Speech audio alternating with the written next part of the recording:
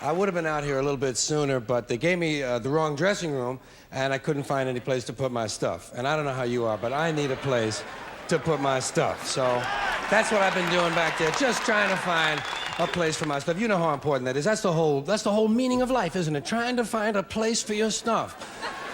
That's all your house is. Your house is just a place for your stuff. If you didn't have so much goddamn stuff, you wouldn't need a house. You could just walk around all the time. That's all your house is. It's a pile of stuff with a cover on it.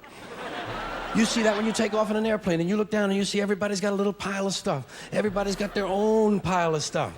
And when you leave your stuff, you gotta lock it up. Wouldn't want somebody to come by and take some of your stuff.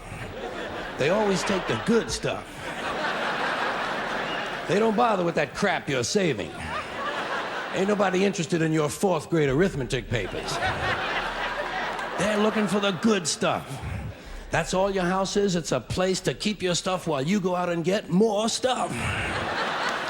Now, sometimes you've got to move. You got to get a bigger house. Why? Too much stuff. You've got to move all your stuff. And maybe put some of your stuff in storage. Now, imagine that. There's a whole industry based on keeping an eye on your stuff. Enough about your stuff. Let's talk about other people's stuff. Did you ever notice when you go to somebody else's house, you never quite feel 100% at home? You know why? No room for your stuff. Somebody else's stuff is all over the place. And what awful stuff it is. Where did they get this stuff? And if you have to stay overnight at someone's house, you know, unexpectedly, and they give you a little room to sleep in that they don't use that often, someone died in it 11 years ago, and they haven't moved any of his stuff. Or wherever they give you to sleep, usually right near the bed, there's a dresser, and there's never any room on the dresser for your stuff. Someone else's shit is on the dresser. Have you noticed that their stuff is shit and your shit is stuff? Get that off of there. Now, sometimes you go on vacation, you gotta bring some of your stuff with you. You can't bring all your stuff, just the stuff you really like. The stuff that fits you well that month. Let's say you're gonna go to Honolulu. You're gonna go all the way to Honolulu. You gotta take 2 big bags of stuff, plus your carry-on stuff, plus the stuff in your pockets. You get all the way to Honolulu and you get in your hotel room and you start to put away your stuff. That's the first thing you do in a hotel room is put away your stuff. I'll put some stuff in here, put some stuff down there. Here's another place for some stuff here. I'll put some stuff over there. You put your stuff over there. I'm putting my stuff over here. Here's another place for some stuff. Hey, we got more places than we've got stuff. We're gonna have to buy more stuff. Yeah.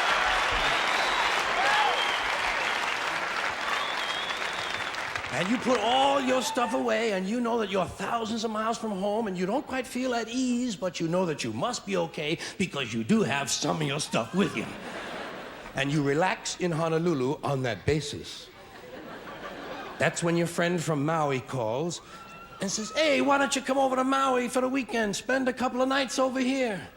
Oh, shit, no. Now what stuff do you bring? Right, you've got to bring an even smaller version of your stuff. Just enough stuff for a weekend on Maui. And you get over, and you're really spread out now. You've got shit all over the world. You've got stuff at home, stuff in storage, stuff in Honolulu, stuff in Maui, stuff in your pockets. Supply lines are getting longer and harder to maintain. But you get over to your friend's house in Maui and they give you a little place to sleep, and there's a little window ledge or some kind of a small shelf, and there's not much room on it, but it's okay because you don't have much stuff now. And you put what stuff you do have up there. You put your imported French toenail clippers, your odor readers with the 45-day guarantee, your cinnamon-flavored dental floss, and your Afrin 12-hour decongestant nasal spray. And even though you're a long way from home, you know that you must be okay because you do have your Afrin 12-hour decongestant nasal spray. And you relax in Maui on that basis. That's when your friend says, hey, I think tonight we'll go over the other side of the island and stay at my friend's house overnight. Oh, shit, no. No! What do you bring? Now you just bring the things you know you're gonna need. Money, keys, comb, wallet, lighter, hanky, pen, cigarettes, contraceptives, Vaseline, whips, chains, whistles, dildos, and a book.